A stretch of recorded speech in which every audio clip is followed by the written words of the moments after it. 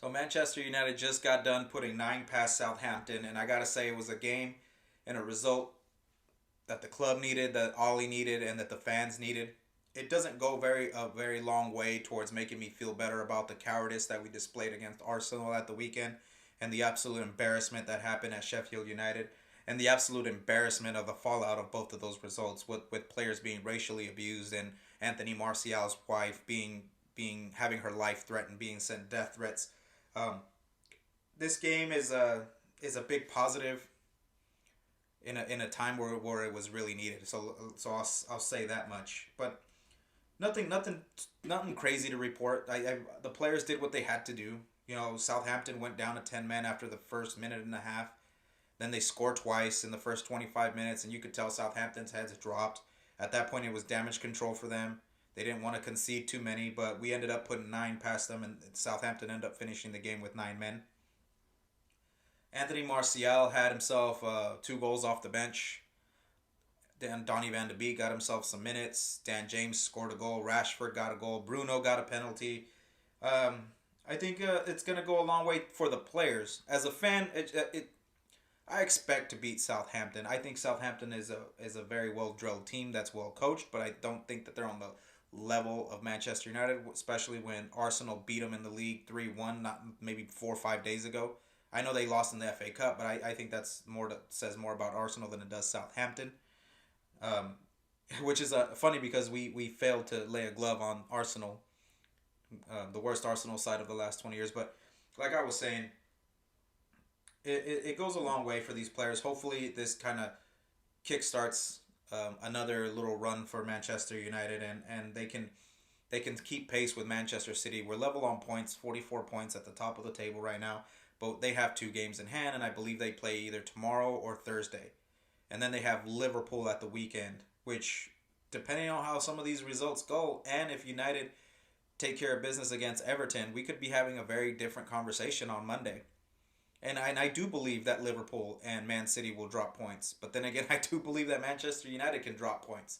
This team they give you so much hope and then they snatch it away.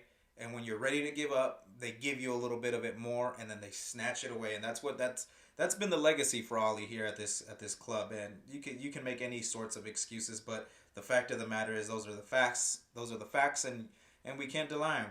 Um, I want to really quickly touch on something like I mentioned earlier that the fallout from the bad performances last week led to some of our players being racially abused on social media.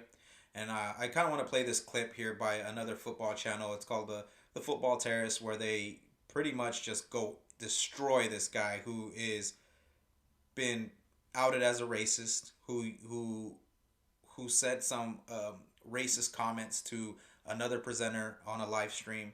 And I don't understand what this guy thought he was going to accomplish by coming onto the Football Terrace, which is the name of the YouTube channel. It's owned by a guy named Terry Floors.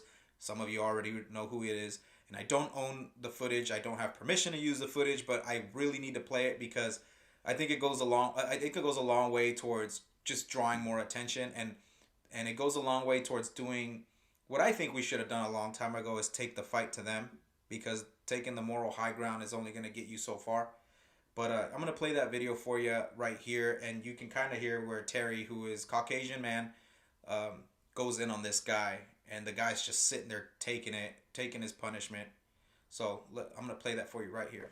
You are a fucking coward. Do you understand me? You are nothing but a coward. You should be ashamed of yourself. And Prime, the only reason you're here is because of Prime getting the opportunity to explain yourself. People like you make me sick. And it isn't just because you're a racist, because you're a racist, you're a bully, and you're a nasty piece of work. And you sitting there, I don't know what. You know why you did it, because you're a hateful cunt. And the video itself is maybe about 10 minutes long, that clip, and you can find it again on the Football Terrace on YouTube, where like I said, I don't understand what this guy hoped to accomplish by going on there. And he basically says, "Yeah, I screwed up. I'm a racist. I, he tries to make stupid excuses, and they're not letting him, getting him in. And he's just one guy.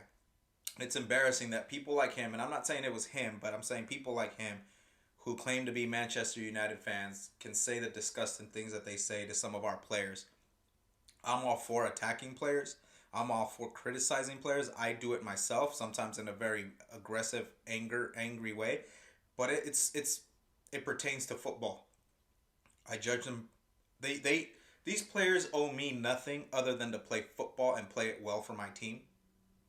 They owe me nothing, and therefore I can only hold them accountable for their football.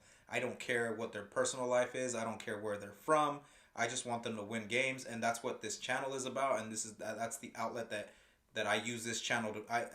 That's what I use this channel to be, as an outlet for my football. Especially when you're out here in America, you're not gonna walk into any pub and just be able to converse about football with any person that's there. Especially during COVID, I can walk into any restaurant, bar, pub in this area right now, and I could talk about American football and the Super Bowl with just about anyone that's in there. Go Chiefs, by the way.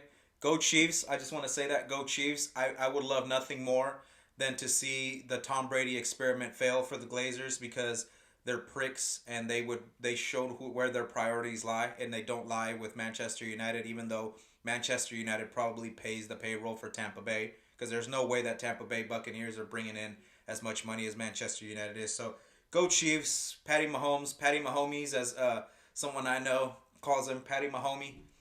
Uh, please, please, please, please put some egg on their faces. And nothing would make me happier than to see those pricks lose and all wasted all that money that they did, because that should have been our money, because that probably is our money.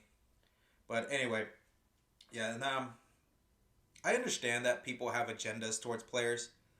I've been accused of having agendas towards players. I don't believe that I do. I definitely come off that way. Some might accuse me of having an agenda against players like Scott McTominay, Marcus Rashford.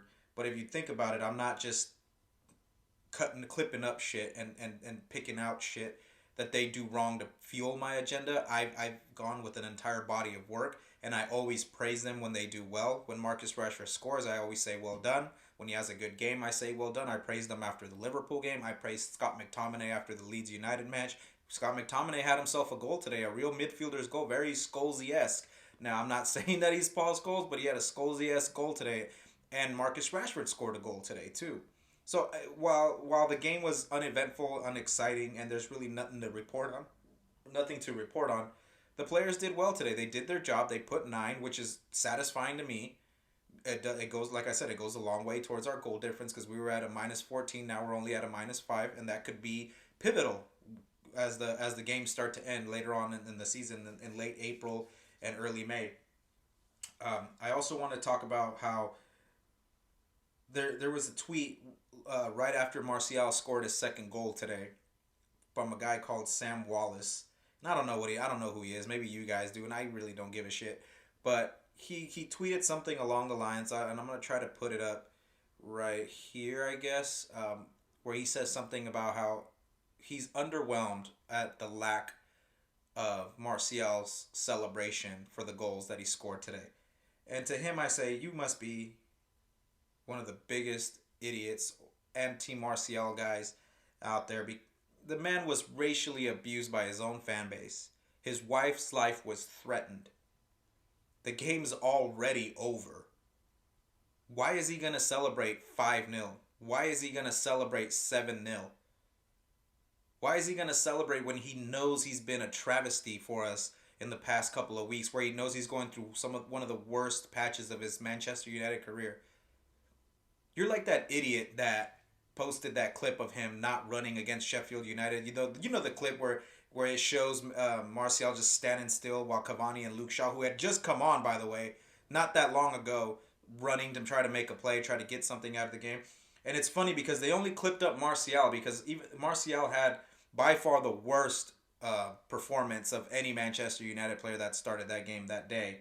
But nobody will clip up when Marcus Rashford doesn't run back. Nobody will clip up when Paul Pogba just gave up 10 minutes after that game started, when Nemanja Matic did absolutely fuck all in that game. They want to focus on Anthony Martial, and that kind of stuff it's stupid, and it pisses me off, because it's unnecessary to push your agendas. We understand that as a whole team, We're not firing on all cylinders. Individual players are struggling. All these tactics are sometimes questionable. But we don't need people who only want to get their shit.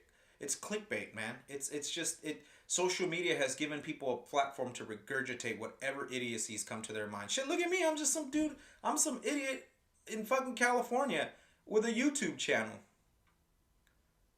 But man, I really try to watch what I say. And sometimes what I'm saying might be completely off. I might have lost the plot, but I'll never say something like, Anthony Martial's does choose not to, in a 5-0 game after the week that the poor kid's gotten.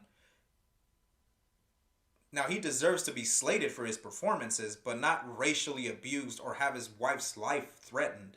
And he doesn't deserve to have a moron like you questioning him about why he doesn't celebrate because of that week that he endured. I don't know. I don't know. It's only gonna get worse because more and more people are finding ways to get onto these social media platforms and express themselves and we're finding more and more liberties in the things that we say, and we're finding more and more ways to fuel the fires, to fuel the flames of like stupid shit that gets said out there, and people are finding more ways to put themselves out there. I have 4 Instagram accounts.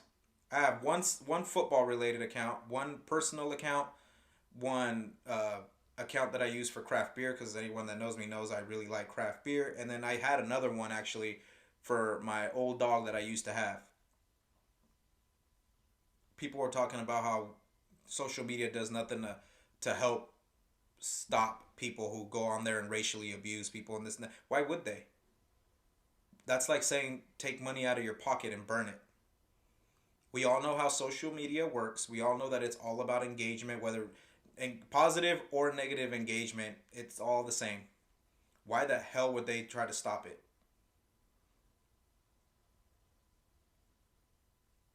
I don't know. I don't know. I think people just have too much faith in they have too much hope, they have too much faith.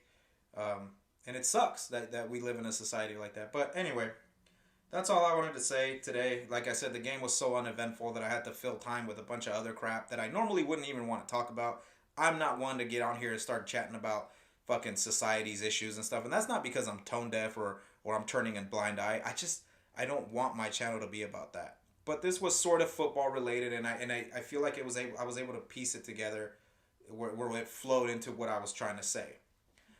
You will continue to hear me criticize players, and you will hear me criticize Ollie when need be. But you will also hear me be positive and try to find the positives in the rest of this season. So hopefully we get more of the latter. All right, thanks for watching, everyone.